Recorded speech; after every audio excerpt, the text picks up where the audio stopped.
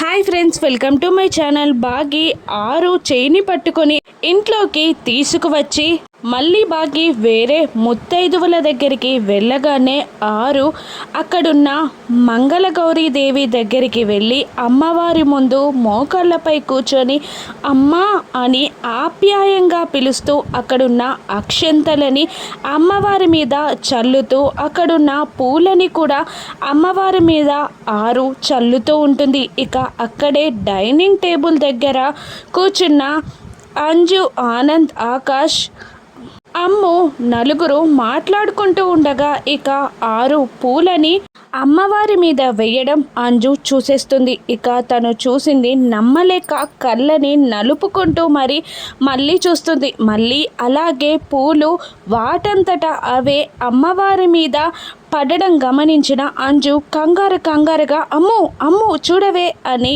అంటుండగా ఏంటే అని అమ్ము తిడుతూ ఉంటుంది.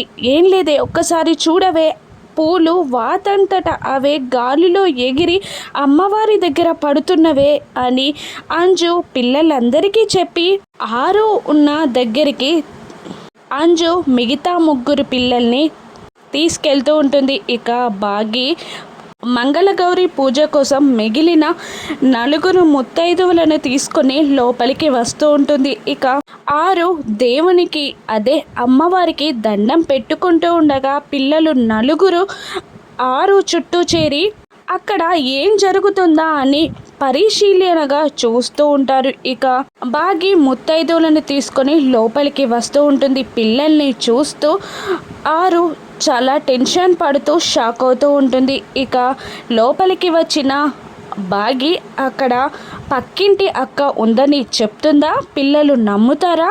ఇక బాగి చూస్తున్నది ఆరునే అని బాగి తెలుసుకుంటుందా? రాను ఎపిసోడ్స్లో చూద్దాం. Thank you for watching.